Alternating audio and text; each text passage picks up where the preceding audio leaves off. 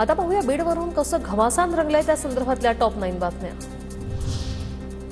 जितेंद्र आव्हाडांच्या घरावर गोपनीय पोलिसांची नजर। पत्रकार परिषद सुरू असताना पोलिसांनी घरात शिरून शूटिंग केल्याचा आरोप। नेत्यांवर लक्ष ठेवण्यापेक्षा कराडसारख्या आरोपीवर लक्ष ठेवा, आव्हाड संतापले।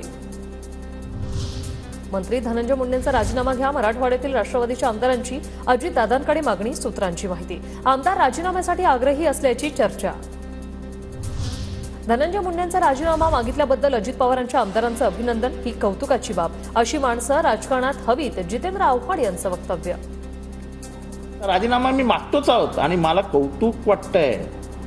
मी अभिनंदन करीन अजितदादांच्या आमदारांचं, जर त्यांनी अशी मागणी केली असेल तर। राजकारणात अशाही बाजू कधी कधी घ्याव्या लागतात। धनंजय मुंडेंचा राजीनामा 100% झाला पाहिजे। खासदार प्रणिती शिंदे आक्रमक, काँग्रेसच्या काळात राजीनामे मागितले जायचे तेव्हा दिले जायचे। राज्यातलं सरकार अतिशय निगरगट्ट, प्रणिती शिंदेंची टीका।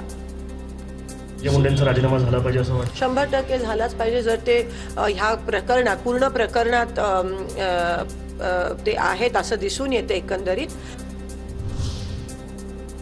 अजित पवारांना अडकवण्याचा वाल्मी कराडचा प्लॅन असावा। कराड पोलीस स्टेशनला आलेल्या गाडीवरून खासदार बजरंग सोनावणे यांचा पुन्हा निशाणा। गाडी मालक आरोपींना मदत करत असल्याचाही आरोप। ह्या फोटोमध्ये आहे, हे फोटो आहे माझ्याकडे। मी विनाकारण आरोप कुणावर करत नाहीये। माझ्याकडे काही पुरावा नसला तर मी बोलत नाहीये। मग याचा अर्थ, माझा म्हणण्याचा उद्देश असा आहे की हा आरोपी जो आहे ह्याचं तिथं कोण येतंय त्याच्यासाठी वाच करायला होता का आदरणीय अजितदादाचा सुद्धा ह्यांना हे करायचं आहे। अजितदादाला सुद्धा अडचणीत आणण्यासाठी आरोपीला मदत करणारा माणूस इथं। खंडणीतील 50 लाख घेतले, उरलेले 1.5 कोटी घेण्यासाठी आकांनी माणसं पाठवली आणि त्यानंतर सुरेश धस यांच्या दाव्याने खळबळ उडाली। वाल्मी कराडला केज कोर्टाचा दणका, कोठडीत 24 तास मदतनीस देण्याची मागणी फेटाळली। आपल्याला स्लीप ॲपनिया नावाचा आजार असल्याचं सांगत खासगी व्यक्तीकडून वैद्यकीय सुविधा पुरवण्याची कराडची मागणी।